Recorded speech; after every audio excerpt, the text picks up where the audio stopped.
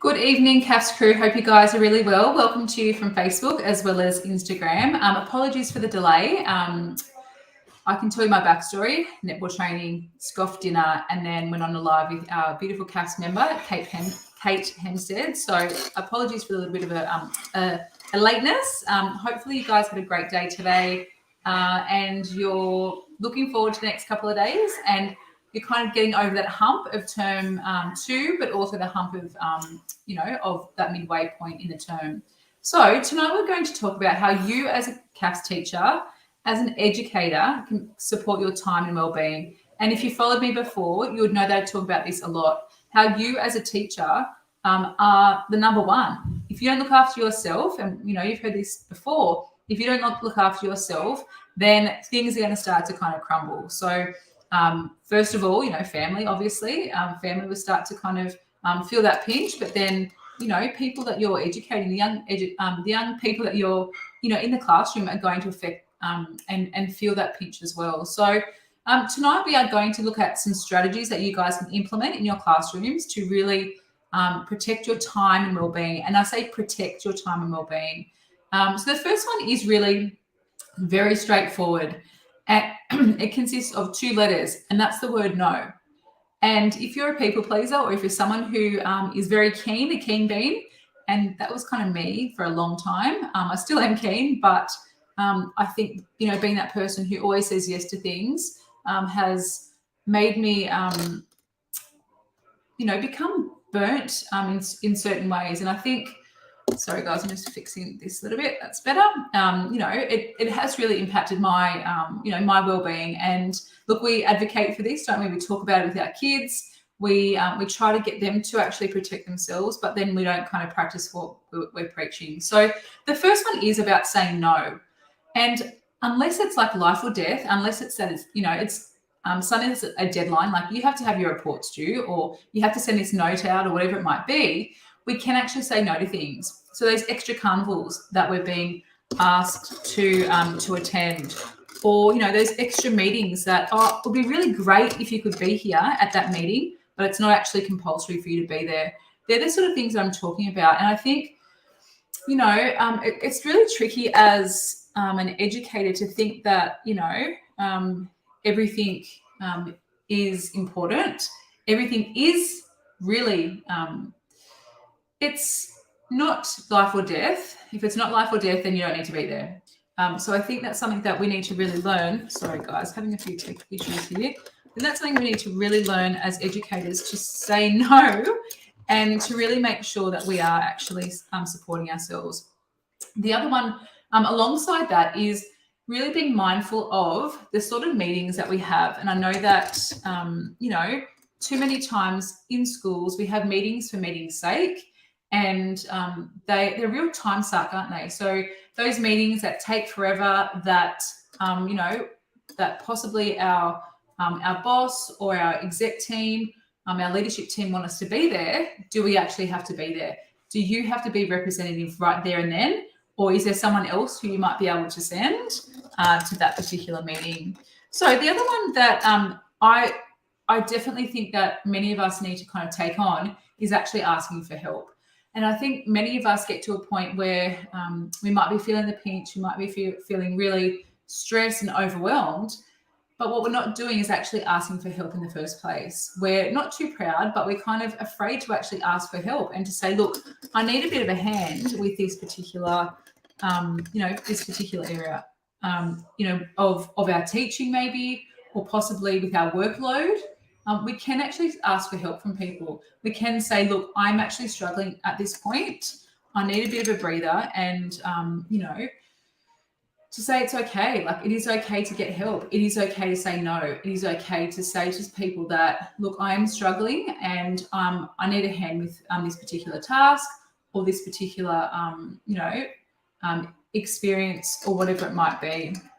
The other thing that I really think that we can start to do is prioritize those things that are really necessary and important to do, but possibly things that can kind of be put off the back, put on the back burner, or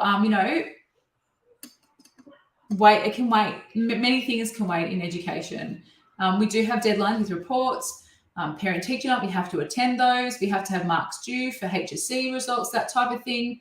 But many things, sorry team, many things aren't actually, you know, life or death. So look, I think asking people for help and asking and saying no to things is definitely going to be a really crucial way that we can actually support ourselves.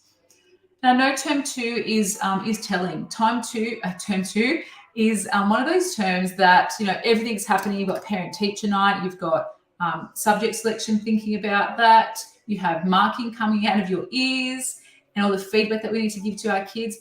So us kind of going, okay, well, let me kind of create a bit of a list. Let me start to prioritize that list and work out what I need to do to kind of backwards map things and work out, hey, what's due later on and what do I need to do? What little tasks can I actually do to chunk it down and then achieve those little milestones or those steps along the way.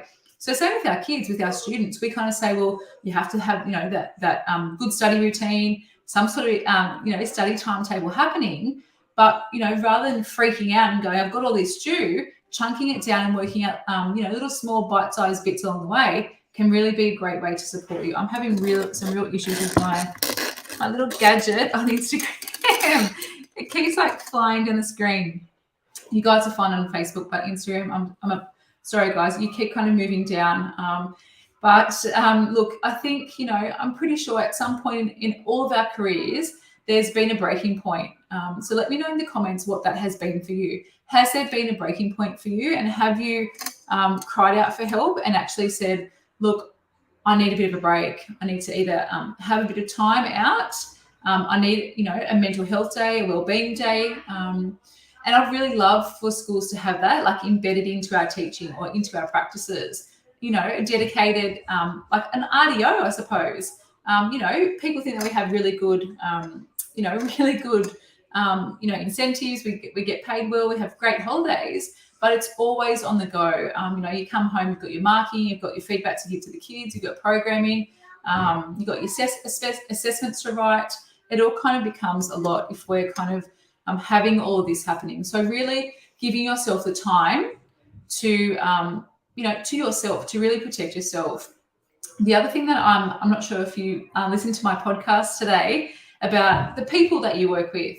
And look, we have lots of beautiful educators who work with us. We're really, really lucky. One of the things I think many of us forget is that we can actually protect ourselves from those people. And if you've heard my story before, you would know that things didn't always go to plan for me, especially at the school I was last at. And what I think is something that can help you is actually giving you the time and space away from each other, but also saying that we're in a really professional environment. And I'm going to hold this up because this is really frustrating. We're in a really professional environment. And, you know, what we can do is give ourselves some spaces. So go to the library or possibly go to our classroom and actually use those spaces to help us and go, okay, like I've got all this happening. I've got marking due. I'm just going to put my, you know, AirPods in or my earphones in, giving that time and space. Because I think we take so much on for ourselves. We take so much work home, you know, marking coming out of our ears, feedback from the kids to all hours of the night, but really setting some firm boundaries with each other. They say, let's not text each other, you know, at nighttime. Let's not email each other after hours. And having those firm boundaries in place really supports our well-being, because people around us, people who we're working with, our colleagues, kind of know that these are the ground rules. These are the ground rules to actually help ourselves, because it can become really encompassing. We can, you know, live and breathe teaching, you know, and not having those firm boundaries in place really is going to affect our well-being. And my husband has been listening to me over the last couple of weeks talk about this, but he said, oh, Kell, did you get shingles? I'm like, yeah, you know that I got shingles. But, you know, that's those sorts of things that we kind of forget. We keep pushing ourselves and pushing ourselves and pushing ourselves. And until there's a breaking point, until our body tells us that enough is enough. And I know many of you guys are feeling like that at the moment. You're feeling very overwhelmed. And we've kind of been through, this is the third year of a bit of a different year. 2020 was a hectic, crazy time. 2021, you guys had a whole term at home. You weren't at school. Add all of, absenteeism and all the pressure this year. Look, it would be really nice if we have a year that's a little bit different, but I think that might not happen. So, look, I think what we need to be doing is saying no. That's one. The next one is really about having a bit of a plan of attack, having some firm boundaries with those people that that you're working with. So you kind of know that they're the expectations that we have in our professional environment. Because when you set those boundaries and say, okay, I've got some deep work to do now. If you have read the book Deep Work, you would know that we need to kind of have those little marathons that we get stuck into our work, because our places are busy, teaching's busy as it is. So having that those firm boundaries and actually giving ourselves some time to breathe is important. The other one about having that time to ourselves and being able to protect ourselves at home and at school is really essential. So the other thing that is probably at the forefront of your mind is the people around you and how you might support them and how they can actually support you. So what you're going to be able to do is actually lift each other up. If you're surrounding yourself by people who do lift you up, who are super supportive and who actually are going to help you be the best educator that you can be, then hopefully we're going to be able to work together for that common goal. And the common goal is to support our students. No matter where they are on their journey, we can support our students to be the best that they can be and to be able to, achieve what they want. So Instagram, there's a few issues on there. So I'm just going to end that one. And I'll just talk to you guys on Facebook. I think there's a few people spamming there. So I'm just going to jump off because it's not a positive thing. So what we can do together is really feed off each other. And I think if you heard my little chat with Kate Hempstead before, we were talking about it not being a competition. And education isn't a competition. It's actually really important for us to be able to be supportive, to reach out for each other, and to say, look, I need a bit of a hand. Does anyone have this? Or, I need a resource, or I'm not really sure where I'm going with this. Can you guys give me some feedback? And I think, a lot of businesses, are in competition with each other, but schools aren't. Yes, our kids are kind of, pipped against each other, for the HSC. It is a ranking system. We know that. But at the forefront of education is really about supporting those young people who are in front of you and, to really be the best educator that we can be. And look, we know the statistics don't lie. I shared some statistics last week with inside our webinar about, people being dissatisfied with work, people feeling burnt out, 70% of teachers potentially not loving the job that they're doing. And, 1 in 5 teachers wanting to leave within the next 5 years of our profession. Just absolutely breaks my heart. And I think, there are so many educators who feel like that, but they're maybe not confident, or they might be too scared to say to someone, look, I actually need a bit of a hand. I'm actually really struggling. I'm finding that pressure way too much. And if you've heard my chat with Gabby Stroud, it was my very first podcast episode about transformative wellbeing, one or the other. We talk about this idea that, about really looking after each other, because that strength and that power that comes from within is really, really important. And I think, our strike a couple of weeks ago in the department system, and then this week on Friday in the Catholic system, is a real testament to how much teachers are feeling under pressure and feeling under the pump. So look, let me know in the comments how you guys are feeling. Choose an emoji that kind of represents this term. I hope it has been an okay term. I know some of us who have quite a bit of a heavy senior load, it has been quite tricky, but know that there is a bigger group out there. And look, I would love to come and teach your class. In fact, today I did. I was able to join Donna Neville's class up at Avondale School, and her beautiful CAFS crew were an absolute pleasure to teach.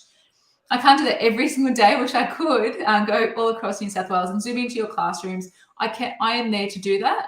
That's obviously a service I provide, but I want you guys to know that there is someone at the other end of the screen, a Zoom, that is there, as well as a whole big group of other CAFS teachers. And we know that what we've been able to create in our spaces over the last 6, 7, 8 years in CAFS, and having those connections and those questions, and that there's no right or wrong. We're all learning it together. So as you guys know, I've been talking about the CAFS Collective over the last week or so, and it is my community and family studies membership. No matter where you are on your journey, if you're a newbie, you're kind of just starting out, you're fumbling your way through, you're kind of keeping your head above the water, or you're super experienced but still not feeling it, you're still feeling the pinch and you still don't have it together, or you might be a HSC marker who might be on a bit of an island, or you might be a HSC marker who is the only one at your school teaching CAFS. You might be a super experienced teacher who hasn't done HSC marking before but is craving and wanting a group that is going to support them and lift you up. So if you're in a faculty of PE teachers who don't get CAFS, that might also be you.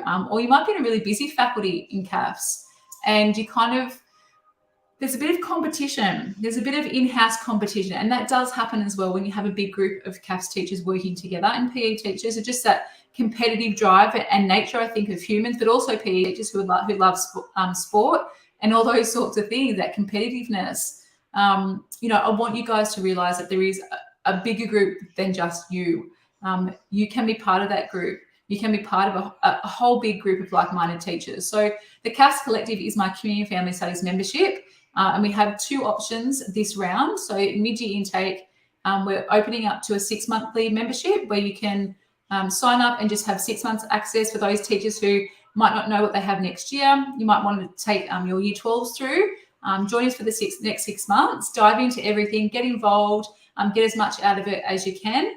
But we also have the annual membership, which is a lot more, affordable. It is jam-packed.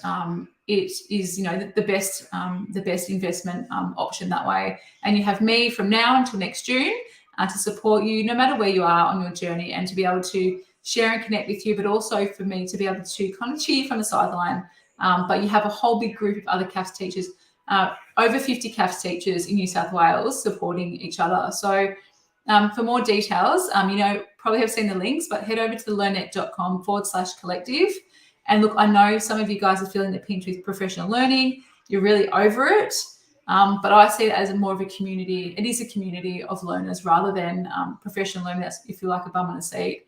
And if you have, if you don't have much time up your sleeve, you can dive in and out of things. You can kind of binge to your heart's content, or you can just look at the things that you really want to work on. So you kind of look through the menu, look through your Netflix menu and go, I really love that masterclass on assessment. I really want to dive into that one. I really want to look at that masterclass on, feedback. I really want to dive into that one. So kind of picking and choosing and working out where you kind of want to go with it. So please send me any messages or any questions that you do have about the CAFS Collective. Doors do close next Wednesday at 5 o'clock. So I know how long things take with school. So grab the paperwork, get the signature, get the approval, and we are ready and ready to welcome you inside the CAFS Collective. Thanks so much, guys, for joining tonight. I'll see you guys tomorrow night, and enjoy your evening. Take care.